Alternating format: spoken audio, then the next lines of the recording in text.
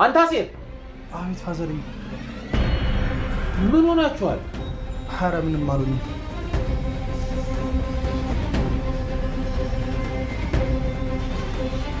አንዬ አንቺ እንኳን ተረጋጊ እስቲ። እሺ አባዬ ይረጋጋሉ። ኧረ አንዬ ተረጋጊ እንዴ! ልጆቹ ምን ሆነዋል? ተረጋጋው እኮ አባዬ፣ አላየሁትም ነበር። እንዴት ነው ደግሞ ዛሬ ነገሩ? ጭራሽ ሰላምም አትይኝ? አላልኩም እንዴ አባዬ? አንዬ ምን ሆነሻል? አይ ምንም። አሲርን ሰላም አትዩ? እኔ እንጃ፣ ሰላም ልበለው? ኧረ ምንድነው ነገሩ አንዬ? አባዬ እኔ ምንም አልሆንኩም። እና ታዲያ ለሰላምታ ፍቃድ መጠየቅ ደግሞ ምንድነው? እኔ እንጃ። አሲር ሰላም ልበል? ፋዘር እኔ ሊድ እንዲህ ነኝና ኖላዊ። እንዴ ወዴት ነው የምትሄደው? ገና መግባታችን አይደለም እንዴ? አይ ሊድ ፋዘር። እኔ ሰላም እንዳልልህ ነው አይደል? እሺ አትሂድ በቃ፣ ሰላም አልልህ። ኧረ እባካችሁ እባካችሁ። እንዴት ነሽ ሜሮን? እንዴት መጣሽ? ምን ነው መምጣት አልነበረብኝ? አይ እንደዛ ማለት አይደለም። ቁጭ ብለን ማውራት እንችላለን?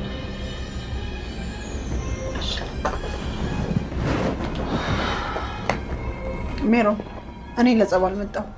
እና ለምን መጣሽ? ቤትሽ በጣም ታምራለች። አሃ እና ቤቴን ለማየት ነው የመጣሽ? አይ ሳያት ስለወደድኳት ልንገርሽ ብዬ ነው። እኔ ጨንቆኛል። ቆይ ለምን እንደመጣሽ ንገሪኝ። ምን አስጨነቀሽ ሜሮን? ለጸብ እንዳልመጣሁ እኮ ነግሬሻለሁ እኮ። ታዲያ ለምን እንደመጣሽ አትነግሪኝ? ስለ ባዩሽ እንድትነግሪኝ እፈልጋለሁ። ምን? አይዞሽ አትደንግጭ። ስለ ባዩሽ ምንድን ነው? ሰላም ሰላም፣ ውድና የተከበራችሁ የቻናሌ ቤተሰቦች እንደምን አላችሁ? በያላችሁበት ሰላምና ጤና ፍቅርና ደስታ ብዝት ይበልላችሁ። ለቻናሌ አዲስ ከሆናችሁ ሰብስክራይብ በማድረግ ቤተሰብ አድርጉኝ። እንዲሁም ላይክ እና ሼር በማድረግ ሀሳብ አስተያየታችሁን ኮሜንት ላይ አስቀምጡልኝ። የዛሬው ቪዲዮዬ ኖላዊ ክፍል 111ኛ ነው። ወይዘሮ ባዩሽ ከእስር ቤት ከወጣች በኋላ ጦርነቷን አስቀጥላለች። እንግዲህ ከወይዘሮ ሜላት ጋር አሁን ላይ ድብብቆሽ እየተጫወተች ትገኛለች። እስከ ዛሬም ድረስ እንግዲህ ጓደኛ መስላ ወይዘሮ ሜላትን በብዙ ስትጎዳት ነበረ። አሁን ግን በተጨማሪ ገንዘብ ብቻ ሳይሆን ካንቺ የምፈልገው ባለቤትሽን አቶ መስፍንን ጭምር ነው ካንቺ የምፈልገው ብላታለች። እንግዲህ ወይዘሮ ሜላት ይሄን ነገር ከሰማች ጊዜና ሰዓት ጀምሮ አላረፈችም። የወይዘሮ ባዩሽን ማንነትና መጨረሻዋ ምን ሊሆን እንደሚችል በመከታተል ላይ ትገኛለች። ይሄንን ለማጣራት እንግዲህ መንገድ ላይ ቆማ እሷና ወይዘሮ ባዩሽና እንዲሁም ደግሞ ሜሮን መንገድ ላይ ቆሞ ሲያወሩ አይታ ነበረ። ታዲያ ይሄንንም በመከታተል ላይ ጉዳያቸውን ጨርሰው ወይዘሮ ባዩሽ ወደ ቤቷ እንዲሁም ደግሞ ሜሮንም ወደ ቤቷ ሲለያዩ ሜሮንን ተከትላ ቤቷ ድረስ መጣ ነበረ። ሜሮን ቤት ገብታ እንግዲህ እኔ ለጸባ አይደለም የመጣሁት ብላታለች። እና ለምንድን ነው የመጣሽው ስትልም ሜሮንም መለሰችላት። ሜሪ ስለ ወይዘሮ ባዩሽ የምታውቂውን ነገር አንድም ሳትደብቂ እና ሳትዋሺ እንድትነግሪ ይፈልጋለሁ አለቻት። እሷም እንግዲህ ስለ ወይዘሮ ባዩሽ ምንም እንደማታቅ መለሰችላት። ነገር ግን የምትነግሪ ነገር ካለ ብላም ስልክ ቁጥሯን አስቀምጣላት ሄዳለች። ሜሮን ይሄንን ነገር ለማድረግ ፍቃደኛ አይደለችም። ከዚህ ይልቅ ገንዘብ ተጠቅማ እንግዲህ ያለውን መረጃ ከወይዘሮ ሜላት የሰማችውን ለወይዘሮ ባዩሽ አስተላልፋ ለመስጠት እንግዲህ ልትተባበርባት እያለች ትገኛለች። ይሄንንም ለማድረግ ከወይዘሮ ባዩሽ ጋር መገናኘት ይኖርብኛል ብላለች። ወይዘሮ ባዩሽና ሜሮን በድጋሜ ተገናኝተዋል። እንግዲህ እኔ የምሰጥሽ መረጃ አለኝ አለቻት። የምሰጥሽ መረጃ ግን ገንዘብ ከሰጠሽኝ በኋላ ነው። ቀለል ያለ ገንዘብ ሳይሆን ወፈር ያለ ገንዘብ ካንቺ ፈልጋለሁ አለቻት። ተምቹ ወዴት እንደተሰወረ አልታወቀም። ጓደኛው ጆሮ እንግዲህ በሀሳብ በጭንቀት ተውጧል። አቶ ኖላዊም እንግዲህ ተምቹ ወዴት እንደሄደና የት እንደገባ የምናውቀው ነገር የለም። አጎቱ ስልክ ደውሎ ነበረ። ነገር ግን ስልኩ ስለተበላሸበት እንጂ እሱ ሰላም ነው ብዬ ዋሽቸዋለሁ። አሁን ምን ማድረግ እንችላለን ሲሉም ከጆሮ ጋር አውርተውበታል። ጆሮና አቶ ኖላዊ ወጥተው እሱን ለመፈለግ ሄደዋል። ነገር ግን አላገኙትም። ረጅም ጊዜ ሲፈልጉት ነበረ። በስተ መጨረሻም ወደ ቤታቸው ተመለሱ። ተምቹ ወዴት እንደሄደና ምን ውስጥ እንዳለ አያውቁም። ከሄዱበት ሲመለሱ ሀና ቤት ነበረች። ሀናና ጆሮ ተጣልቶ ስለነበረ ሲተያዩ ተፋጠጡ። ጆሮም አፍጦ አያት። ሀናም እንደዛው አፍጣ ስታየው ነበረ። አቶ ኖላዊ ተገረሙ። እናንተ ልጆች ምን ሆናችሁ ነው በማለትም ሲጠይቁም ሀና በጭራሽ ልትሰማም አልቻለችም። በሀሳብ ተውጣለች። የጆሮ ነገር ግራ አጋብቷታል። ጆሮ ማለት እንግዲህ እሷ ከደሴ ወደ አዲስ አበባ ስትመጣ የመጀመሪያው ሰው ነው።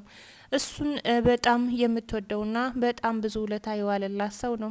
ታዲያ እሱን ማፍቀር ይገባኝ ነበረ። ነገር ግን እኔን የሌላ ሰውን ፍቅር ከተቀበልኩ በኋላ ነው አንተ እንደምትወደኝና እንደምታፈቅረኝ የነገርከኝ። ስለዚህ እኔስ ምን ማድረግ እችላለሁ ትላለች ሀና። እንግዲህ በዚህ ሀሳብ ተይዛለች።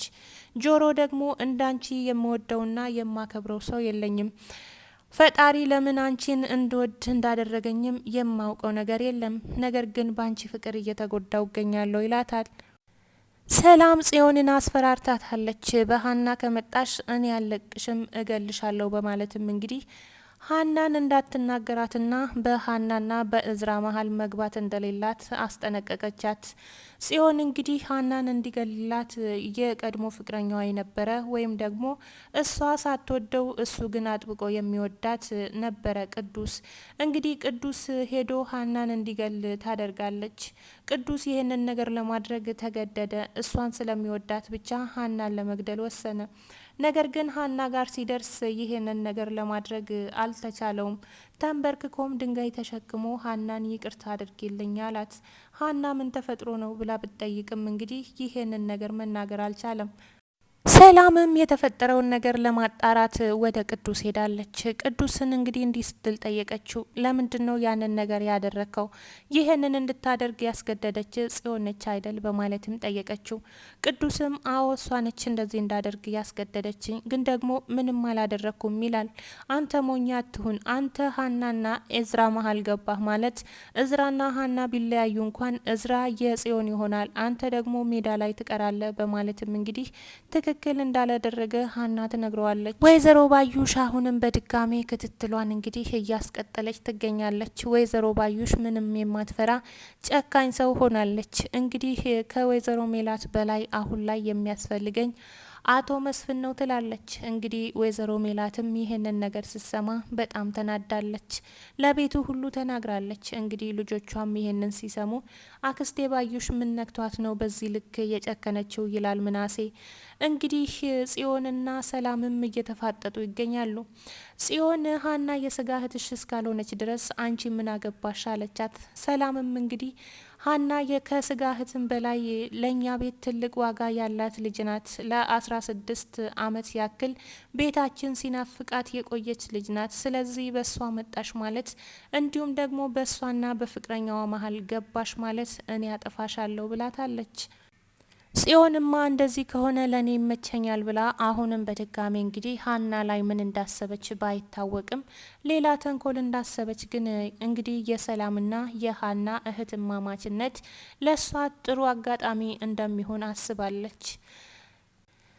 በኖላዊ ድራማ በዚህ ጋር ጽዮን በዛ ጋ ባዩሽና ሜላት እየተፋጠጡ ይገኛሉ። ታዲያ ባዩሽና ሜላት መጨረሻቸው ምን እንደሚሆን ባይታወቅም ወይዘሮ ባዩሽ ጸቡን እንደ አዲስ ጀምረዋለች። ጽዮንም እንግዲህ እዝራን የግሏ ለማድረግ አሁን ላይ ታጥቃ ተነስታለች። ቅዱስን በጣም ፈርቷል። እንግዲህ ቅዱስ በጣም ያፈቅራታል። ጽዮን ግን እንኳን ልታፈቅረው ልታየው እንኳን የማትፈልገው ሰው ቢኖር ቅዱስ ነው። ቅዱስ እንግዲህ አሁን እዝራና ሀናን ቢለያይ እዝራ ድጋሜ ወደ ጽዮን መመለሱ አይቀርም እያለ በሀሳብ እየጦዘ ይገኛል። እሷ ግን እዚህ ግባ ማትለውም። ታዲያ የቅዱስ አማራጭ ምን ይሆናል? በድጋሜ ወደ ሀና እንዳይመለስ ሰላም አስጠንቅቃለች። እንግዲህ ጽዮንም በድጋሜ አግኝታው አንተ ሽንታም፣ እኔም አንተን አምኜ የሆነ ነገር እንድታደርግ አንተን ማዘዜ በጣም ጥፋተኛ ነኝ ትላለች። ምን ልትል ሄደ? ለሰላም ነገርካት አለችው። እሱም ለሰላም እንዳልተናገረና ሰላም ራሷ መታ እንደጠየቀችው ተናገረ። እንግዲህ ውድ ተመልካቾቼ የዛሬው ቪዲዮ ይሄን ይመስል ነበረ። እንግዲህ ወይዘሮ ባዩሽና ወይዘሮ ሜላት መጨረሻቸው ምን እንደሚሆን እንዲሁም ደግሞ የእዝራና የሀና ጉዳይ ምን እንደሚሆን በሚቀጥለው ቪዲዮ በሰፊ የምናይ ይሆናል። እንግዲህ ሀና በሁለት መሀል እንግዲህ በጣም በሀሳብ ጦዛለች። ምክንያቱም ጆሮ በጣም ነው የሚያፈቅራት፣ እሷም ጆሮን ማጣት አትፈልግም። ነገር ግን እዚህ ጋር የእዝራን ፍቅር ተቀብላለች። የእዝራን ፍቅር ባትቀበል የጆሮን ፍቅር አሜን ብዬ ይቀበል ነበረ ትላለች። ነገር ግን አሁን እዝራን ወደማይሆን ህይወት አስገብቸዋለሁ፣ እሱን ትቼ ወደ ጆሮ ብመለስ እሱም ይጎዳል ትላለች። ታዲያ ከማን መሆን እንዳለባት ግራ ገብቷታል። ውድ ተመልካቾቼ በሚቀጥለው በሰፊው የምናይ ይሆናል። እስከዛውም ድረስ በያላችሁበት ሰላምና ጤና ፍቅርና ደስታ ብዝት ይበልላችሁ። ባይ ባይ።